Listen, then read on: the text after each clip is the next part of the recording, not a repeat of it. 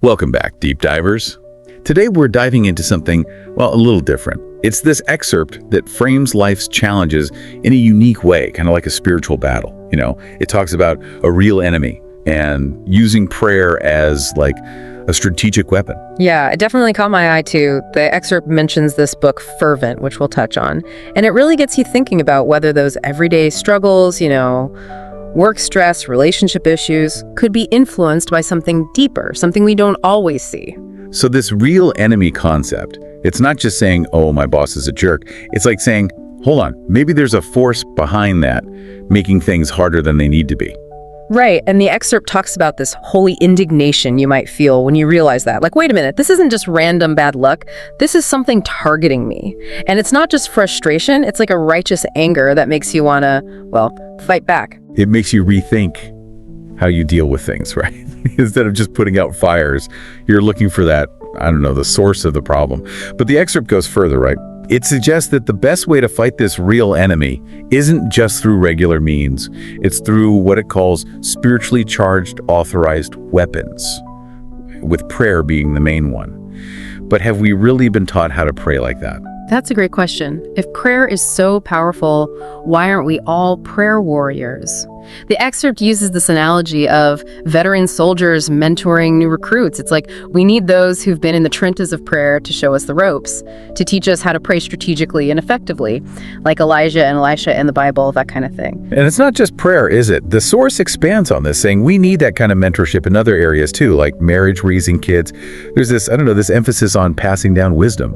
Like the older generation needs to share and the younger generation needs to be, humble enough to learn. Totally. It's about recognizing that, hey, I don't have all the answers. And there are people who've been through similar stuff, especially in the spiritual realm, like tapping into that collective wisdom. Speaking of wisdom, this brings us to Fervent.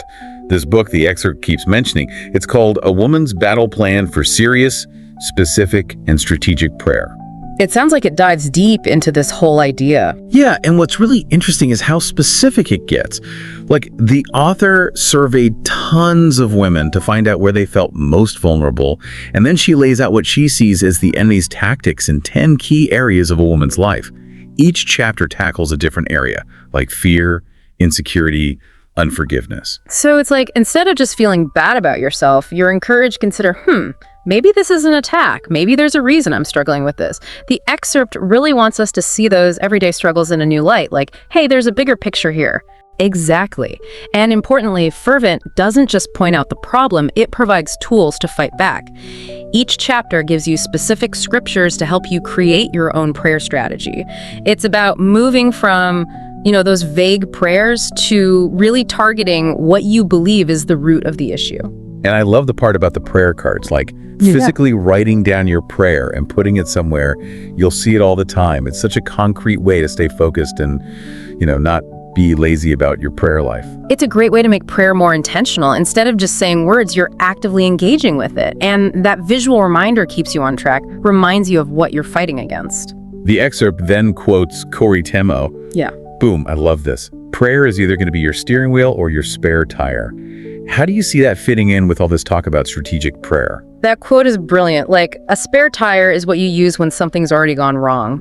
But the steering wheel guides you from the start. This whole concept of strategic prayer is about making prayer that steering wheel, not a last resort. It's about seeking guidance and wisdom through prayer all the time, not just when things are falling apart.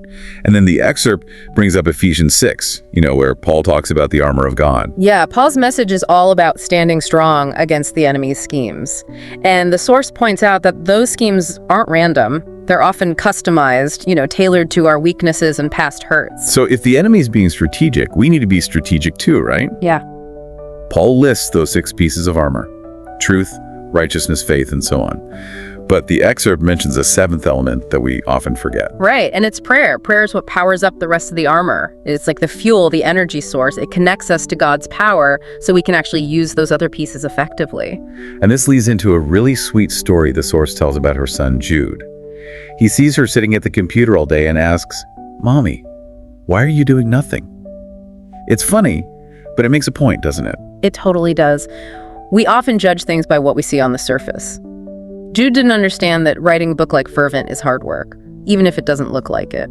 And the best part is, the next day, She gets an email saying Fervent is a New York Times bestseller and an award winner. It's a great reminder that so much happens behind the scenes, things we might not be aware of. It's a beautiful analogy for our relationship with God, too. We may not see what he's doing, especially when we're going through tough times, but that doesn't mean he's not working. Like maybe you're struggling in your marriage, your finances, or your job, and you're praying, but nothing seems to change. Right, it can feel like you're praying into the void. But this story reminds us that there's often a bigger picture we can't see yet. It encourages us to trust that even when things are hard, God is crafting a story, working things out for our good. Exactly, and maybe one day looking back, we'll understand why we went through what we did and even be grateful for those challenges. The source also talks about praying with gratitude in advance for answers, even answers bigger than we can imagine right now. And she mentions the power of praying for future generations, like her grandparents and great-grandparents prayed for her. It's a beautiful thought that our prayers can have a ripple effect, even impacting people we'll never meet. It's like planting seeds of faith and resilience that will keep growing for years to come. So wrapping up, this excerpt really challenges us to shift our perspective. It does. To recognize that there might be more going on behind the scenes than we realize, and to consider that strategic prayer could be the key to unlocking a whole new level of strength and guidance in our lives. It definitely gives you food for thought. What unseen battles might be affecting your life right now? And how could a more intentional, focused approach to prayer change how you face those challenges? It's worth exploring, isn't it? Thanks for diving deep with us today, everyone. It's been a pleasure. Until next time.